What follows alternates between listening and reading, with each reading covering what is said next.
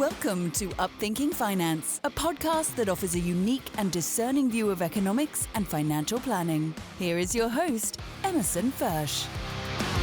Welcome to another episode of Upthinking Finance. Robert Francis Kennedy once said, "There are people in every time, in every land who want to stop history in its tracks. They fear the future, mistrust the present, and invoke the security of a comfortable past which, in fact, never existed."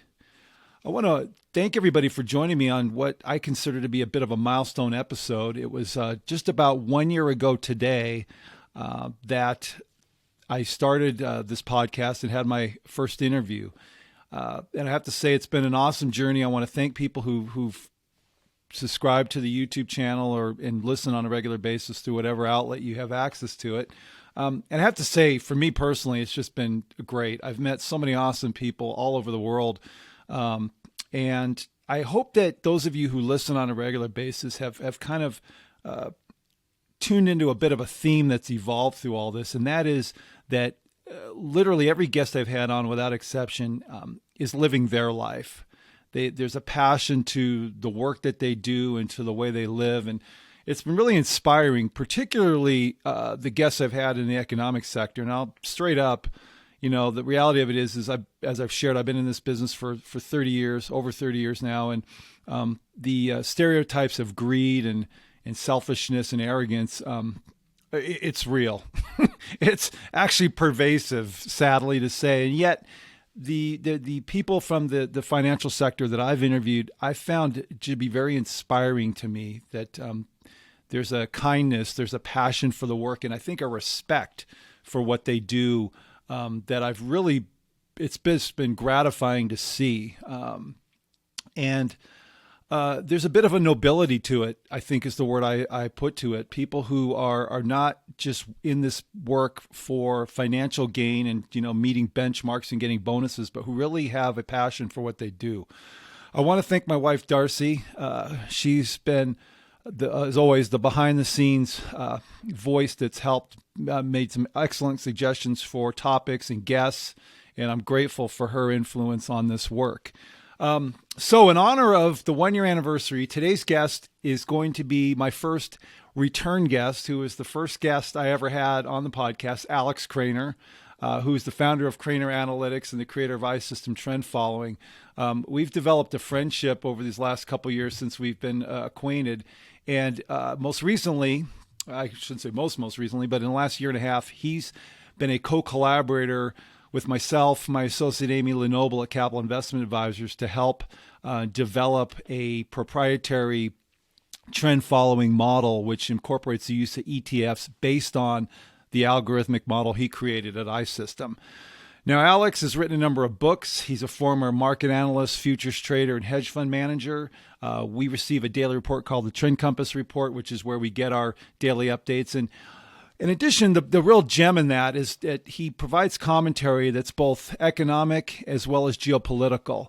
In fact, he now has a periodic publication. I'd say he publishes every 2 to 3 times a week, that's available at alex.krainer.substack.com, which is free for anybody who's interested in subscribing to receive these in your email. So it's my pleasure to welcome back my first return guest, Alex Krainer from the beautiful Principality of Monaco. Alex, welcome back to Upthinking Finance. Thank you, Emerson. Greetings to your viewers and listeners, and very good to be back with you. 1 year more experienced and wiser. Yeah, well, I hope so.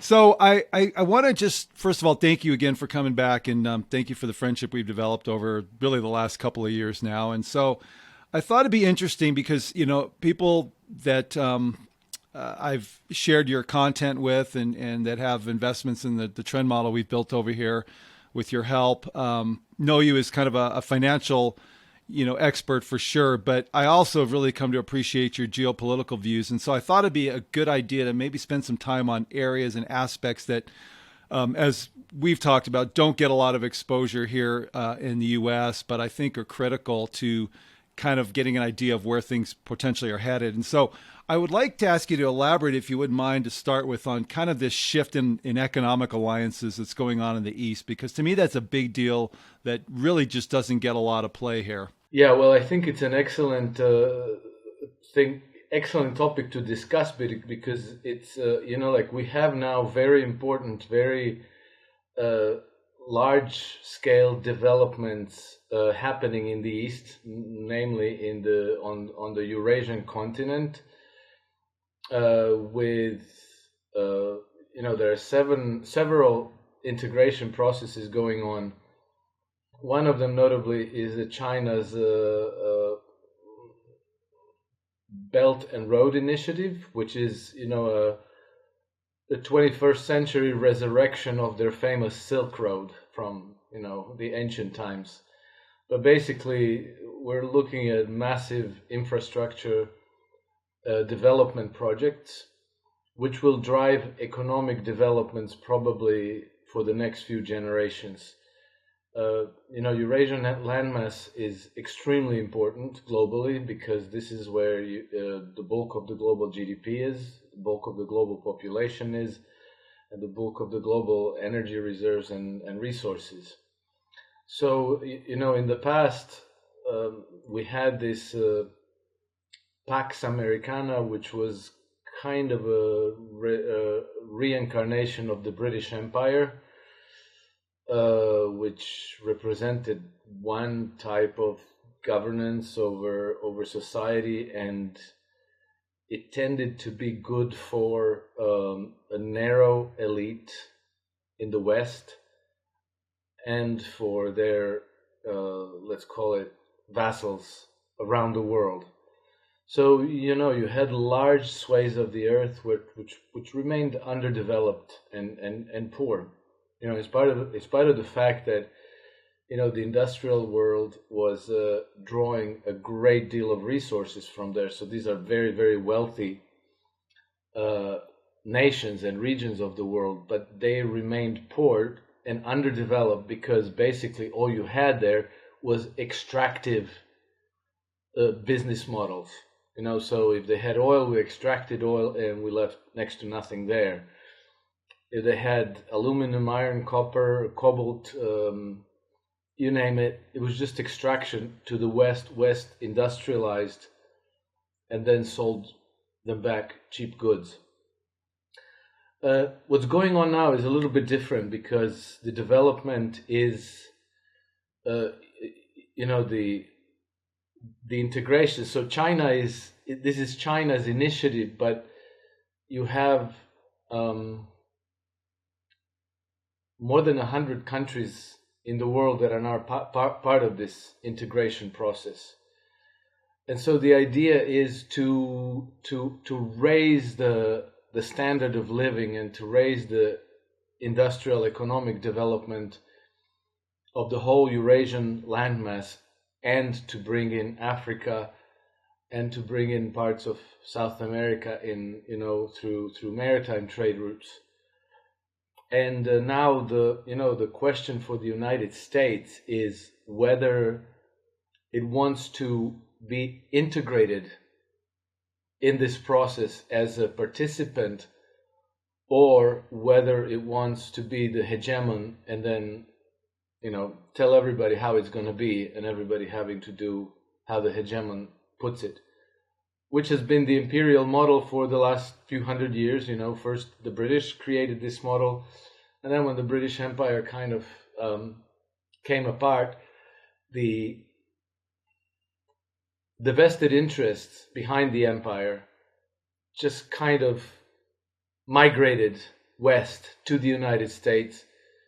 They co-opted and infiltrated the American centers of power, and then used the United States to be the global hegemon, to use American military power, American prosperity and wealth into building out the empire further, which is, again, it wasn't to the best benefit of the American people, much less to the benefit of the people around the world, but that's the order that we had. And I think that there is some awareness of this in the United States, and I do believe that Donald Trump's administration was aware of this, and I think that they were beginning to angle to just simply become part of this process of economic integration. But obviously, this is politically not very popular with a part of the political spectrum in the United States, namely the neocons. And the neocons are basically,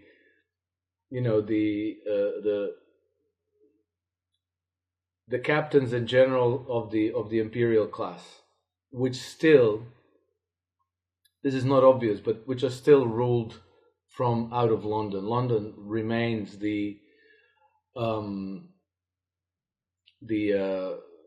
headquarters, the ideological and philosophical headquarters of the whole operation. So the result is that we have a massive clash today, and this massive clash is, as George Soros put it last May during the World Economic Forum in Davos. He said, what we have here is the clash between two systems of governance. And that is exactly what it is. And I think that this Eastern multipolar process of economic integrations will prevail.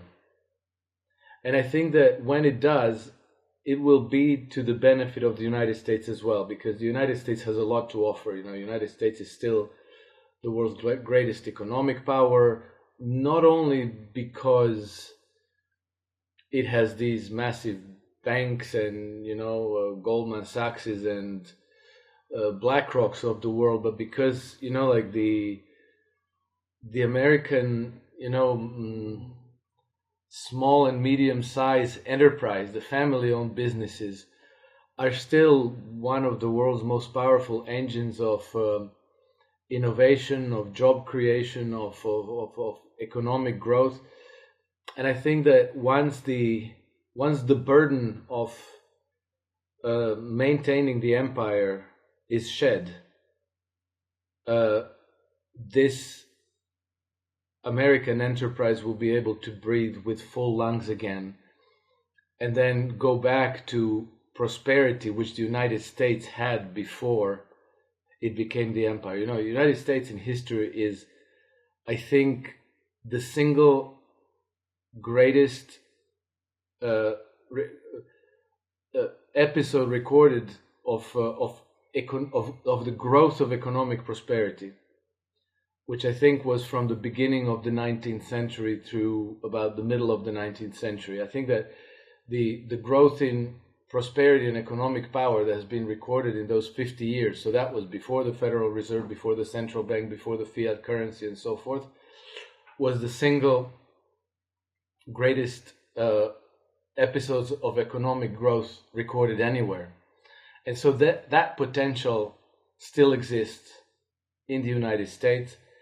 And when that potential becomes developed again, it will have this huge market to interact and trade with, which will be, China, India, all of the Middle East, Russia, Belarus, and ultimately even the Europeans when they sober up from the insanity that they're in today.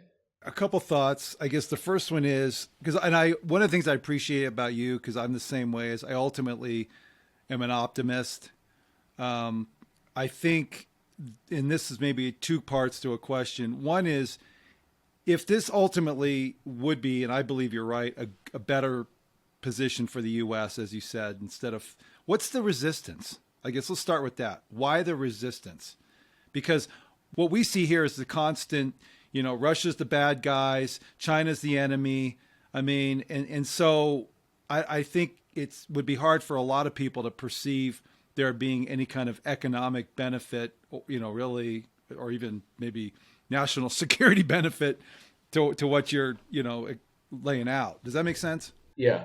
Well, it does make sense, and I'll try to explain. I think that today the media narrative conflates the United States with the empire. Okay, and I'll try to disentangle that, because when they tell you U.S. interest, what they mean is the interests of the international banking cartel and of the corporations that have grown around them. I mean, you don't have to look far to see that American interests in the sense of the American people have not been served very well since, the 1960 or 1970. The prosperity of the American people has been on the decline. American infrastructure has been on the decline. America has lost a huge proportion of its industries. The United States used to be the world's greatest industrial power. Today, the United States barely makes anything anymore. It's all been shifted to countries where labor is cheap and environmental protection standards are low. And so, the people who are in charge want to confuse this deliberately because they want the American people to back them, to support them, and they want to, let's say, encourage this confrontational policy versus China, versus Russia, but it doesn't serve the interests of the American. This doesn't serve the interests of the American people. Eventually, if the United States goes to war against China, the military-industrial complex will benefit. The banking cartel will benefit. The American people are going to pay the tab. They're gonna pay the tab in blood and treasure. Whereas, if the resources were allocated towards repairing the infrastructure, rebuilding the industry, and then trading with these very large markets with money to spend. China today, in the 1960s, 1970s, China was among the most poorest nations in the world. Today, they're very prosperous. They have money to spend. So is it better to go have a shooting war with them, or is it better to trade with them? And another thing is, strategically, that the United States is not all that vulnerable to invasion. It doesn't need an $800 billion defense budget.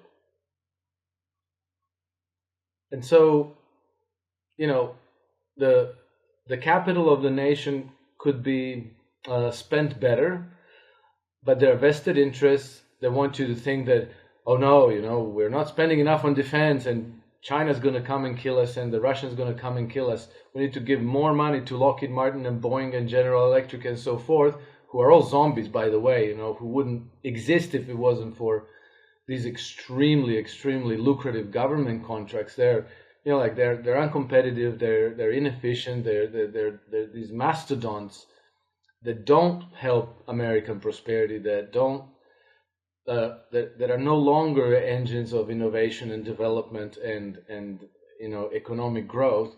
They're a drain, they're a leech on the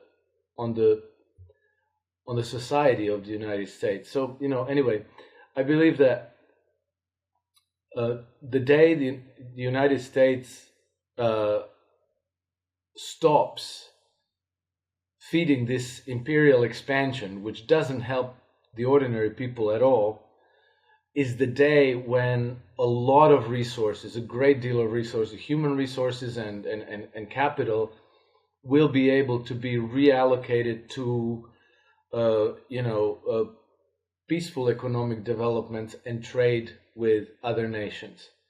And that, it's almost like a contrast between United States, the empire, versus United States, the republic. And United States, the republic, the way it was meant to be, that would be the model of governance that would be to the best benefit of most people, whereas the imperial model of governance is using the people and the resources and the wealth and military power of a nation in order to concentrate all gains, all the benefits to a very, very narrow elite that's on the City of London, Wall Street axis. In Davos. Yeah, but like these are all their different agencies and think tanks and people who contrive the narrative, the direction, the smoke and mirrors, the whole dog and pony show to convince you that actually, to basically just confuse people from the actual reality, which is not that complicated, in fact, to understand. But I think you can always start from George Soros's characterization of the big global conflict. It's between two models of governance. It really is that. One of them is the imperial model of governance. The other one is the multipolar integrations that will be much, much better for the ordinary people, ordinary entrepreneurs, small and medium-sized businesses, and so forth. One of the questions that comes up a fair amount of time when I'm talking to clients and is, everybody's kind of wondering, where things are headed. And I think my kind of, observation or belief is that, and we've talked a little bit about this before, is the current structure and the current financial system, there's got to be a transformation. And in my mind, that gets painful. There, you just don't shift from this, $32 trillion debt, money printing, fiat currency, all that to something that it integrates more globally. And so you talk about China building an infrastructure, and I'll use them as an example because I know I was on a call with a commodity expert finance person with one of the firms I do business with, and her belief was, she says right now there's only one jet going from China to New York, every day, and her belief is that the economy, a sign of strength will be when there's more travel. China starts expending their money kind of all over the globe, and you referred me to Russell Napier, and his take is no, China's building a consumption economy that's going to stay within its own borders, and so I don't, to me that seems to make more sense. And I guess my question maybe in all this is that there's going to be some pain. There's just no pain, no gain. I mean, I know you said simple explanations. That's my simple financial analysis, right? And so I guess the question is in your mind, what does that kind of look like?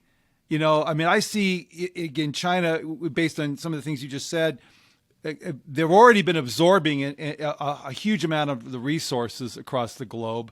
But I'd just be curious as you start the potential, for an example of the petrodollar, the dollar being removed as the world's reserve currency.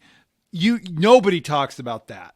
You do, and a few others do, but nobody at any kind of mainstream, level even goes there. And so that would be, I'd just be curious some of your thoughts as to what that transition looks like economically, if you can kind of take that and do something with it.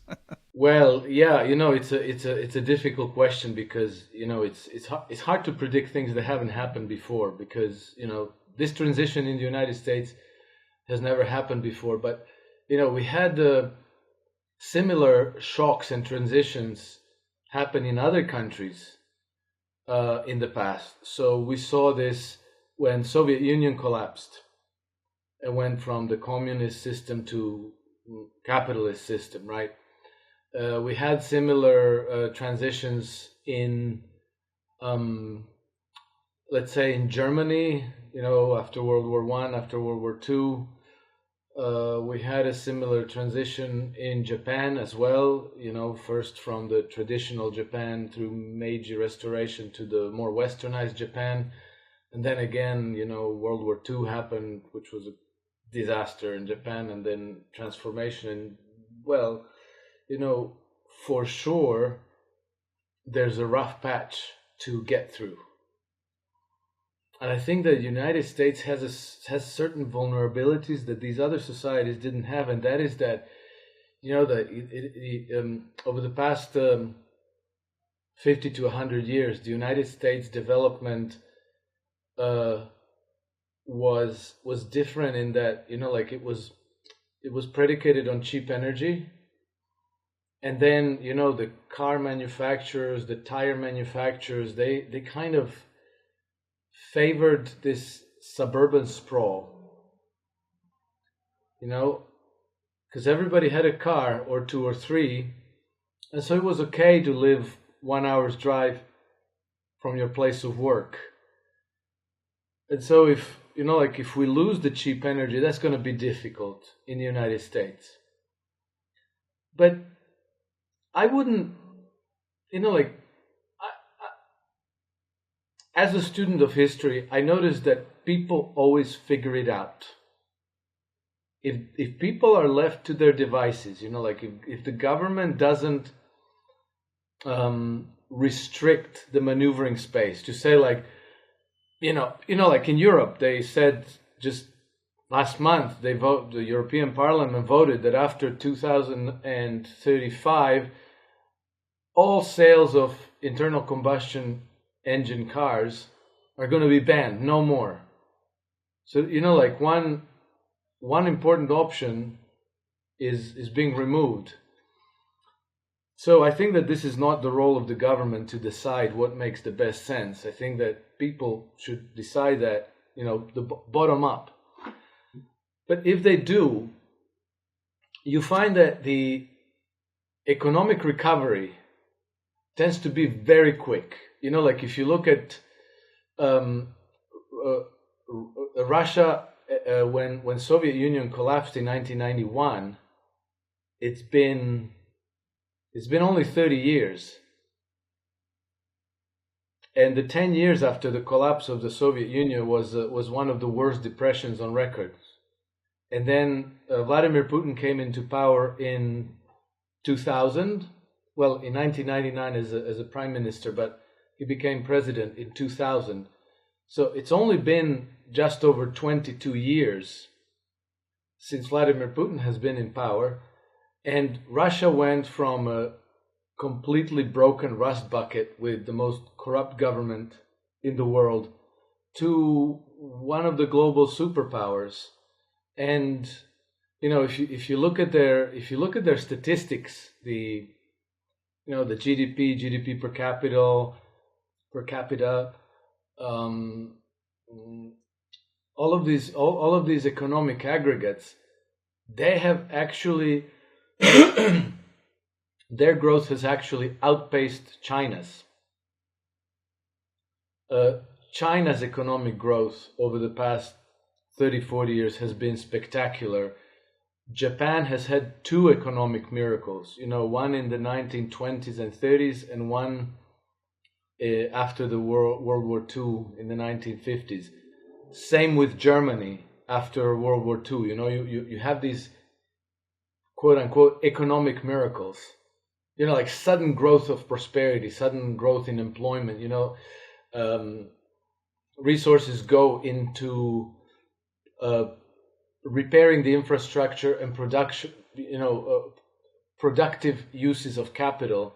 And then suddenly you have growth in employment, growth in prosperity. Things happen, and countries very rapidly come back to high standard of living and prosperity. Not all of them, you couldn't say the same about the Congo or Angola or places like that, which is not for deficiency of the people there, but of a system of governance that keeps them in such position. But for sovereign nation, for developed sovereign nation, I think we have great reason for optimism, and this will happen. It's just that this imperial cabal, their military misadventures everywhere around the world, the maintenance of hundreds of military bases everywhere, and shoveling hundreds of billions of dollars into Ukraine and other places. This has to stop, because this is really a massive drain of resources and a massive drain of wealth from the economy of the United States that could be allocated to productive uses to the best benefit of the American people. And so, historical record gives us reason to be optimistic, but there will have to be a sobering up period. Um, this whole notion that our interests are being threatened in China and in Ukraine, blah blah blah. We always have to ask whose interest, and like you would have to ask your representatives to explain exactly how is it that your interests are in Ukraine or in South China Sea, and they aren't. They can't explain that. Those are the interests of HSBC and Goldman Sachs and BlackRock. They're not the interests of the American people. Thank you for sharing that. Because when I hear you, just the way you explain that, that our interests are being threatened, it just feels old and tired. And one thing I've noticed, and maybe you mentioned in one of your blogs about your trip to Ireland, and maybe you could share that a little, because I think that speaks to the optimism for sure. One thing I've observed, here in my little circle of influence, and I've shared this, I think, with a previous guest, Charles Smith, actually, that Charles Hugh Smith over there in Hawaii, and is that there seems to be, I don't know, I guess a collective awareness. It varies from different people, but seems to be more and more I'm seeing with people an underlying sense that things don't align with what they feel. What people are seeing and are being told doesn't align with internally just a personal discernment, if you want to call it that, or there's a disconnect. So I think, ironically, one of the positives that may have come out of COVID is it slowed people down. It slowed people down. I know it did for me, to where now all of a sudden more and more people are paying attention. Again, as opposed to going along, like you mentioned before, I always thought The Walking Dead, that was a big show here. I used to be into it, but, it was sort of apropos, just the masses just kind of going along aimlessly about, and I was a part of that too. And so to me, that's part of the optimism. But anyway, I don't know. I was curious, maybe would you mind sharing with that experience in Ireland? Because to me, that was a real kind of a indicative of the hope. Yeah, and so this was just this last weekend. So I just returned. What are we now? Friday. I returned from Ireland on Monday. I was there over the weekend, and so this was just five individuals, five Irish people who one of them was a London banker, and one of them was a manager of large construction projects around the world, and one of them is an IT executive, one of them is a media person, and they just kind of I guess maybe also the pandemic catalyzed a lot of soul searching and questioning of things. Well, they all kind of thought that their careers were increasingly meaningless, and they understood that their quality of life, security, and their resilience as individuals and as families really depended more on local initiatives, on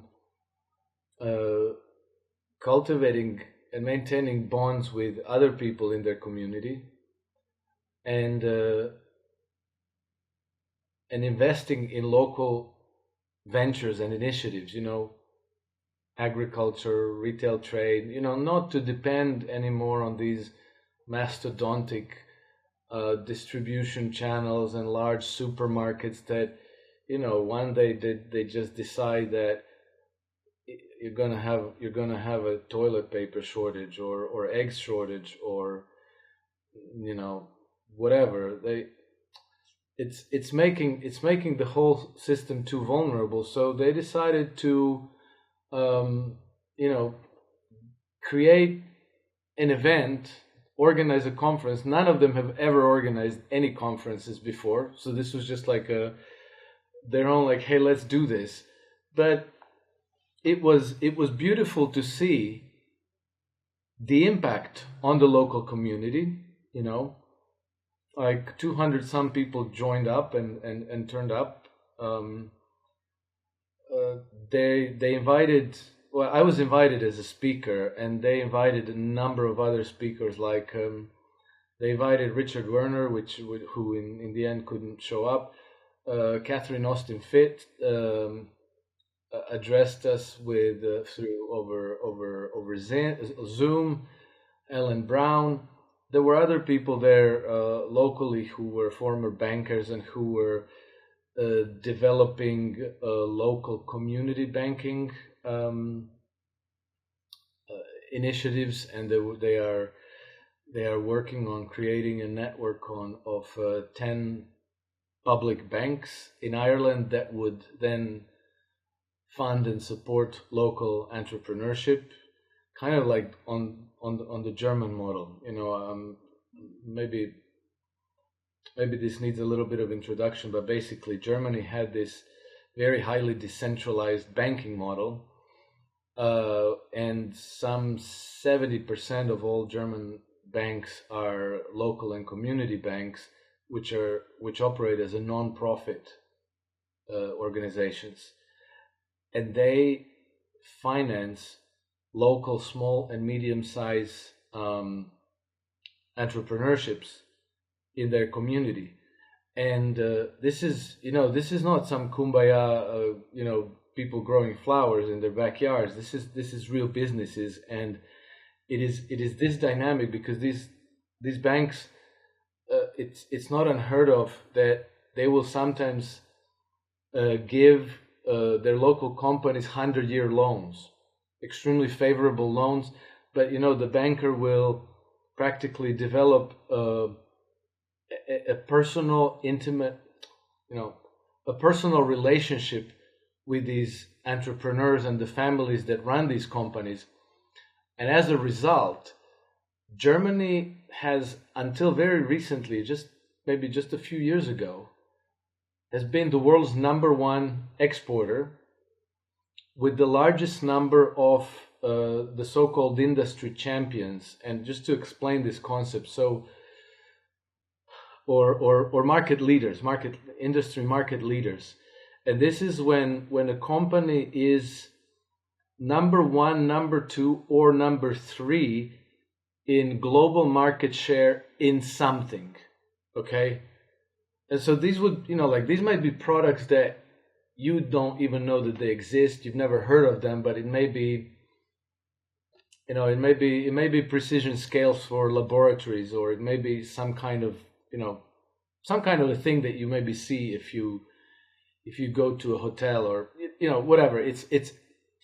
Many times we're not talking about BMWs and Mercedeses. We're talking about people producing some kind of a something that they sell worldwide, and they're market leader in that.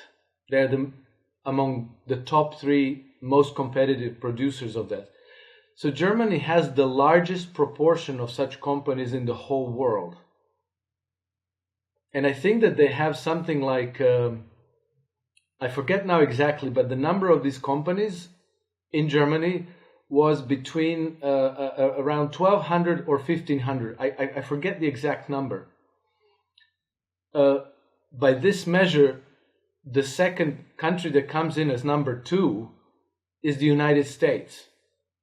And the United States has 300 companies like this that are, global leaders in some markets. So, there's some kind of a particular dynamic operating in Germany between small and medium-sized businesses and these small community non-profit banks that has proven to be extremely successful. And so this is what the people in Ireland are trying to develop for Ireland. Yeah. Now, the problem is that this model clashes with this imperial model where you have 5 too big to fail banks that hold everybody hostage. They cannot fail. If they fail, the government bails them out. To bail them out, they tax the population to the hilt. The problem with very large banks is that they finance very large companies. HSBC or Goldman Sachs will not provide $100,000 loan or $1 million loan to small mom and pop shop, because that's a lot of work. I was just going to say they control the credit. Exactly. They will give $10 trillion loans to General Electric and Lockheed Martin. And then when General Electric and Lockheed Martin go bankrupt, then they'll still get somehow, the government to buy the bonds or ETFs of this company. Anyway, like the whole this bottom-up dynamic, which creates a lot of employment, efficiency, innovation, prosperity, growth, as exists or has existed for decades in Germany, is something that I think that everybody should look into, and the Irish people are looking into it. And it's a much better model of governance than what we have with these mastodontic corporations and too big to fail banks that are still with us after after they already were bailed out with massive taxpayer funds after the 2008 financial crisis, and they're still in trouble. I mean, it's not like after that crisis they went and continued operating efficiently. They're still going to have to be bailed out in some way. You bring up a really good point. My wife listens to kind of I'll call her a commentator, but she's more than that. But it's that same theme that you just illuminated, which is the community. It starts at the community level, and again, that's the bottom up approach that you mentioned, and that's how the change happens. And I was thinking, you talk about the banks, they control the credit, and that's where all the ESG requirements come in. I mean, it's just a really bad cycle that's going to need to shift. I wanted to talk about shifting gears because I know we're already, now I know why a lot of your interviews are an hour and a half or more, because there's so much to talk about that you have experience with, about just kind of what's going on here in the U.S. economically. And I brought up in the intro about the trend model that we've collaborated on to try to bring that trend following approach to U.S. investors. And right now we're kind of in this trendless market, as we've discussed, which it seems to be a lot of emphasis is being heaped upon the Fed. Will they pivot? Will they not?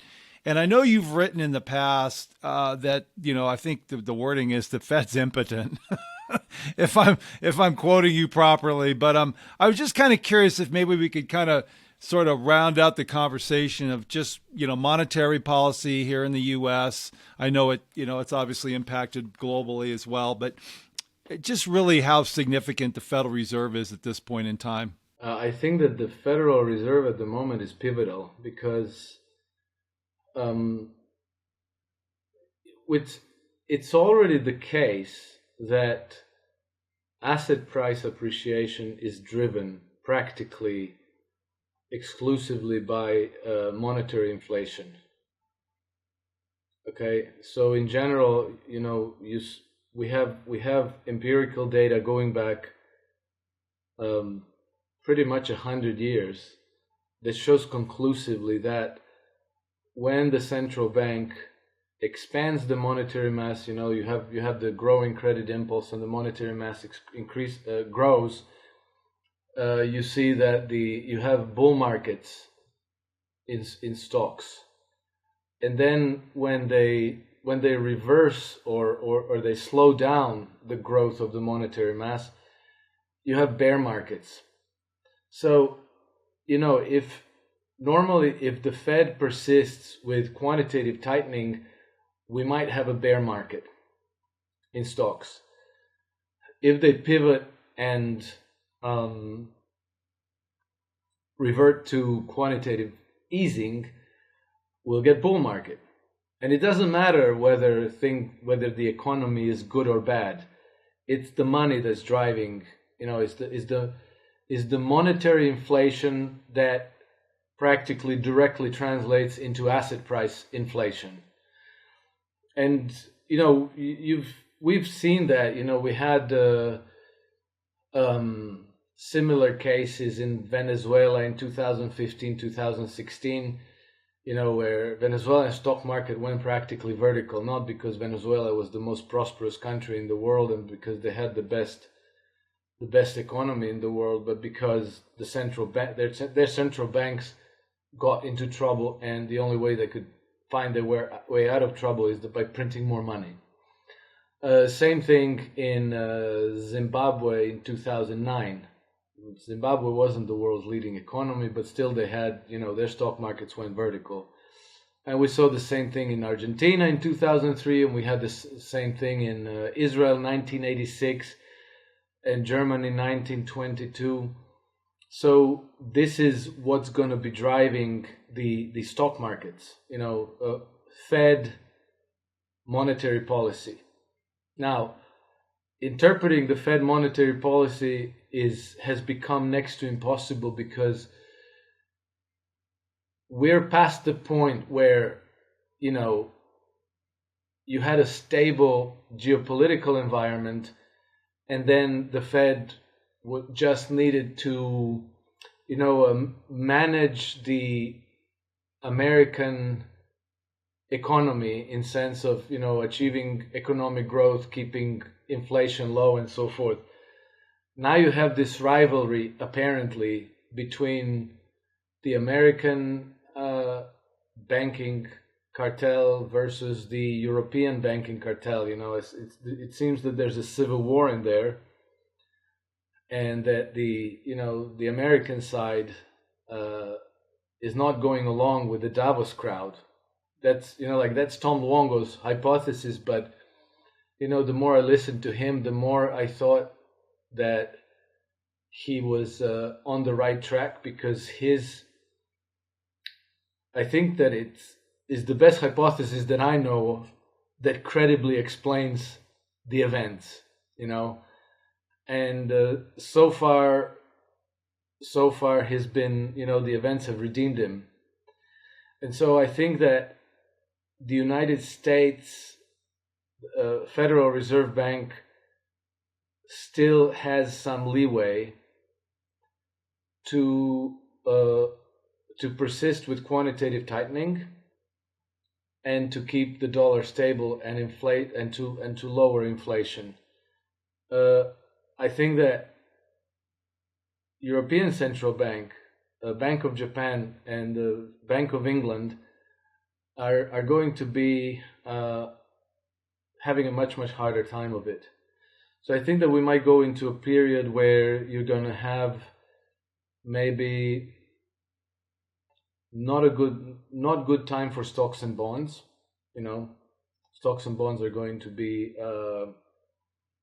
in a correction. I hesitate to say bear market, because maybe not, I don't know, but definitely not a bull market. At the same time, the dollar is going to strengthen further against British, European, Japanese currencies, and the United States, I believe, will be able to hold out much longer than other G7 nations. Ultimately, however, I think that the Fed will have no choice but to go back to quantitative easing. And at that point, I think you're going to get higher rates of inflation, and you're going to get a commodity price inflation as well. The commodity super cycle.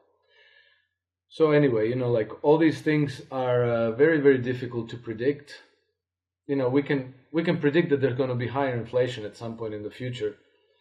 We also have the precedents of inflation in the 1940s and the inflation in the 1970s. We saw that in each case, inflation went in 3 large waves and spanned more than a decade.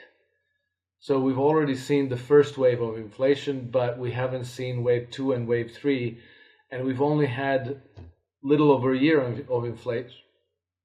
No, we had about 2 years of inflation, right? It started to accelerate from March 2021, and then it started easing a couple of months ago. When was it? Last summer, right? And so maybe now we have a period of disinflation, which who knows, but then it's going to go back to inflation. Anyway, like I think that the period we enjoyed until the beginning of 2021 was a relatively unique period in history, in the sense that we had 40 years of declining interest rates. We had 40 years of monetary inflation that was boosting asset prices with a few large corrections, the dot-com bubble and the 2008 financial crisis and the 1987 Black Monday. But generally, the 50-year trend practically was a bull market. And I think that we've come to the end of this. And so I think that investors need to no longer think that it's just stocks and bonds for the long term. We don't know that. We've had asset prices reach 200-year highs, in relative terms. It's not reasonable to expect that this just continues for decades on, uninterrupted. So we might have bumpy periods. I think it is appropriate for investors to diversify their risk, not just stocks and bonds, but to consider also commodities. And when it comes to real estate, I think most people have a huge chunk of their wealth already in real estate. So real estate is not a particularly good asset in an inflationary environment. But, farmland, and then, again, going back to that idea of achieving resilience by, forging and cultivating bonds with your local community and supporting the local initiatives, small and medium-sized businesses, and also working out ways to exchange goods and services locally if the US dollar becomes scarce. I appreciate that comment, particularly because I think that's been the idea that the 40-year run, so to speak, I mean, it's shifting. And that's basically the philosophy that I've had to make, when I'm explaining to clients changes in their allocations and why we're shifting things. I particularly have been avoiding taxable bonds, as much as possible, because to me, I see a lot of, a significant amount of downside risk in the intermediate to longer term future, with the idea again that, the inflation rate isn't going to be sub 2% to settle into more of a 4 to 6% range. And I'm just throwing out numbers that I read from things, but the idea that you can't just, go 60-40 for the rest of your life and think you're going to be okay.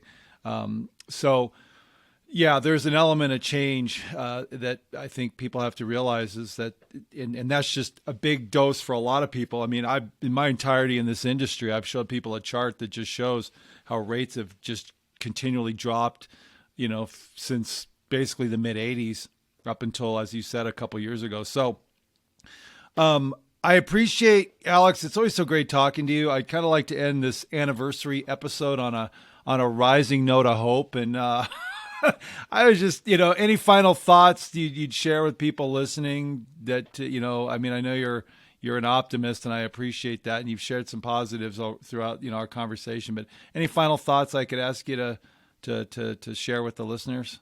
Well, I always like to, finish off on an optimistic note, which is not difficult for me because I genuinely feel optimistic about where we're going. But there's unfortunately going to have to be a rough patch between here and there, and we might have to sail through some rough seas.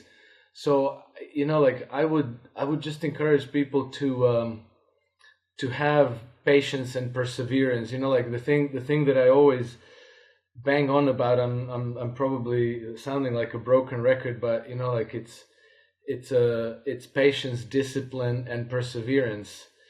And the thing that we haven't seen in decades is a bear market in stocks. Okay, and the last time we saw a real bear market in the United States was 1930s. After the stock market crash, and that wasn't like a 20 or 30% correction, and then let's all go long again. That was an 86% correction, and it took something like, I think, 26 years for stock market to recover. So this is the reason, like, we cannot predict these things. Maybe it'll happen like that. Maybe it'll happen. Maybe it won't, or maybe it'll be even worse. But to be resilient, you want to diversify.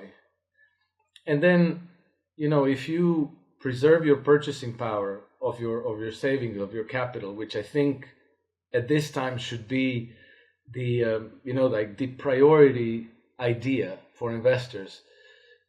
Once the crisis unravels, there's going to be huge opportunities, and investors buyers market. For example, when the crisis in Germany 100 years ago unraveled in 1922, in December 1922, you could buy the Mercedes-Benz company for the equivalent of the whole company for the equivalent price of 327 of their cars, right? So for that much money, you could have the whole entire thing, and you could buy a 6-bedroom villa in fashionable quarters on the outskirts of Berlin for $100, literally. And so, these are the things that, that's just incredible to think. But, purchasing power goes out the window. And if you manage to preserve it to its best extent, then on the other side of the crisis, there are really, really, really rich pickings. So I think that it would be important at this point for investors to think more strategically and more long-term. I mean, not long-term as in stocks for the long term, so let's just be long forever and not worry about what's coming, but long-term in the sense that, whatever crisis is ahead of us is going to unravel, and it's going to hit the bottom. And then you want to put yourself in a good position to have options, to have purchasing good, to keep your powder dry, basically. And, like that, for you as an individual and as a family, that will give you a lot of maybe good choices for, the next stage of development. And as I said, nations do bounce back. And a nation like the United States, which still has at its root that, healthy entrepreneurial spirit, United States is one of the world's great self-sufficient nations. I think there's going to be plenty of opportunities. We just have to weather the rough seas that are ahead of us. So I don't know if that sounded optimistic, but to my mind it is. But it will just take a different kind of thinking than this long period of just like passively enjoying the asset price inflation and everybody growing wealthier each year than the previous one. Well, at least the top 1% anyway. Well, yeah, right, exactly. Yeah, okay, yeah, good point. No, Alex, I appreciate. No, you know what? Realism is probably better than blind optimism. So I appreciate the message, and so I've decided that the tradition's going to be, as long as you're willing and able and available, that every anniversary you're going to be my return guest. So I know we'll be talking in the near future, but let's just plan some time aside in March of next year, and we'll do the second anniversary episode. I appreciate our friendship. I really appreciate your views on things, and it's just been a real pleasure to get to know you and share time and talk finances and everything else. So just I want to thank you again, Alex, for returning to Upthinking Finance. Thank you for the invitation, Emerson, and God willing, we'll do this year after year.